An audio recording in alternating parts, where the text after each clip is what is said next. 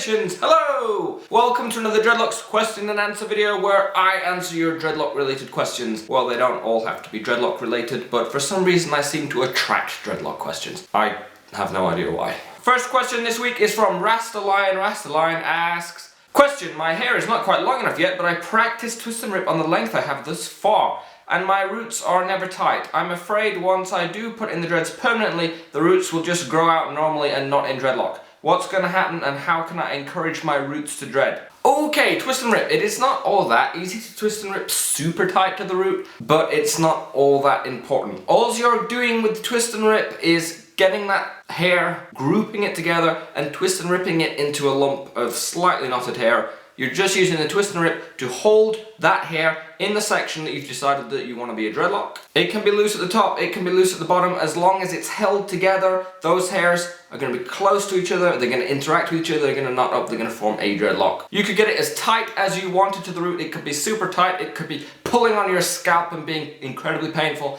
and it still wouldn't matter because over time it would still loosen up, especially when you start washing it and it starts to grow out a little bit and you wouldn't have gained anything other than a sore scalp. Hairs that are close together are more likely to interact with each other, so hairs that are next to each other are going to be able to rub past each other and knot up, form dreads. So even though your hair at the root may be loose, they are going to be held close to each other by the knotted bit a little bit further down, and therefore will still be able to lock up. If you'd like to know more about dreadlock new growth, you can check out my dreadlock new growth video that we'll find linked in the description. But all you need to know is as long as that root hair is left alone for long enough, the natural locking process will take place with those hairs that are close to each other. So all you have to do is wait. Give them time, give them space, be patient, and they will lock together and continue to grow out locked forevermore. Elijah Washington asks, question, what would I need to do if I wanted to get my dreads to start growing together? To get dreadlocks to grow together, all you really need to do is stop separating them. So a regular maintenance for dreadlocks, especially when they're young, is to keep up with the separating. Over time you'll find dreadlocks start to stick together a little bit, get a little bit knotted together at the root, and so you have to pull them in opposite directions to stop them from knotting together.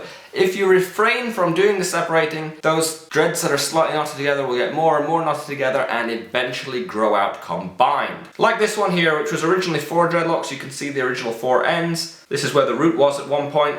They knotted together slightly, I didn't separate them, and then they grew out as one dreadlock from then on. Not all dreadlocks will easily or quickly start to knot into each other. You can be waiting really long periods of time for 2 dreadlocks to start to combine, and if you want to help them along, you can do that by getting those 2 dreadlocks to either share a bead or binding them together with a bit of string. What you're doing there is keeping those 2 locks close to each other and therefore increasing the likelihood that they are going to be able to knot together. If you'd like to know more about encouraging dreadlocks to Congo, you can find a link to my encouraging dreadlocks to Congo video in the description below. Justin Torres asks, hello, just wondering if I do the neglect method with about 6 inches of hair, is there a period amount of days I should not wet my hair at all, wear a shower cap, like me not wet my hair from Monday to Thursday, then wash it and all Friday, or is that unnecessary? I would say that that is unnecessary. The actual time between washes is not as important as keeping that time consistent. So if you only have time to wash your hair once a week, if washing your hair once a week is what's practical for you and you're happy only washing your hair once a week, that is fine. All you have to do is keep it consistent. So wash your hair, wait 7 days, wash your hair, wait 7 days, wash your hair, wait 7 days. If you want to wash your hair more regularly than that, every 3 days, that's also fine. Just keep the time between washes consistent. That is the period of time that your head is going to get used to.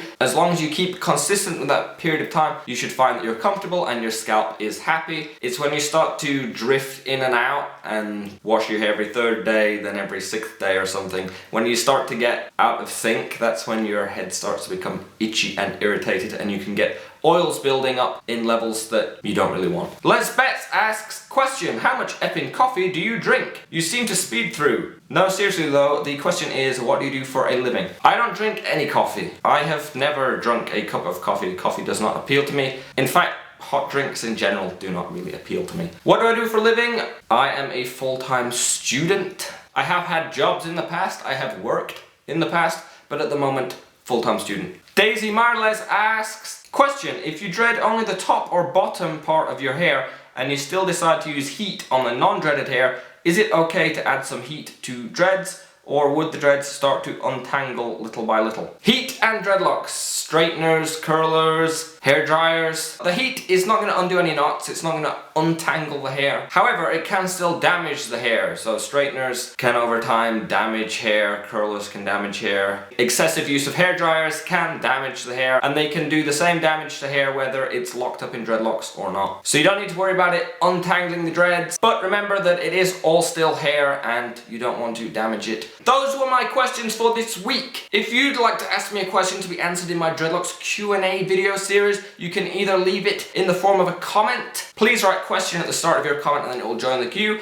Or you can join the Facebook page at facebook.com/lazydreads, and each week I will ask for questions to be posted, and whichever question gets the most Facebook likes will be answered straight away that week. No queue, no waiting, no nothing. If you found this video helpful, informative, fun in any way, you can click the like button. If you'd like to see more from me in the future, you can of course subscribe. If you're looking for dreadlocks tips, information, guides, questions being answered, you can as always find all my stuff on lazydreads.com. I'd like to thank you guys for watching. I hope to see you again soon. Farewell!